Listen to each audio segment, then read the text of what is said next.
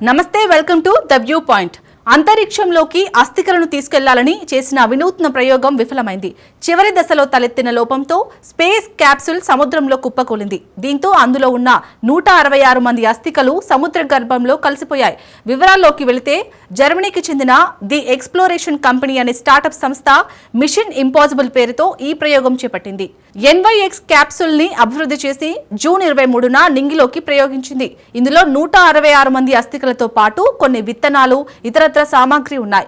Texas కు చెందిన space burial company Celestis తో కలిసి జర్మనీ సంస్థ దీన్ని చేపట్టింది. అయితే ప్రయోగంలో భాగంగా ఈ క్యాప్సూల్ 2 కక్షలను పూర్తి చేసుకుంది. తిరిగి భూ వాతావరణంలోకి వచ్చే సమయంలో ప్రయోగ కేంద్రంతో సంబంధాలు కోల్పోయింది. ఆ తర్వాత కొద్ది క్షణాలకే ఈ క్యాప్సూల్ పసిఫిక్ మహాసముద్రంలో కూలిపోయినట్లు కంపెనీ ప్రకటించింది. ప్రమాదానికి గల కారణాలపై దర్యాప్తు చేపట్టినట్లు వెల్లడించింది. ఈ సందర్భంగా అస్థికలు పంపించిన కుటుంబాలకు కంపెనీ క్షమాపణలు తెలియజేసింది. కొత్త లక్ష్యాలు, వినూత్న అజెండాతో మేం చేపట్టిన ప్రయోగం పాక్షికంగా విజయవంతమైంది. కానీ అనుకున్న లక్ష్యాలను పూర్తి స్థాయిలో సాధించలేకపోయాం.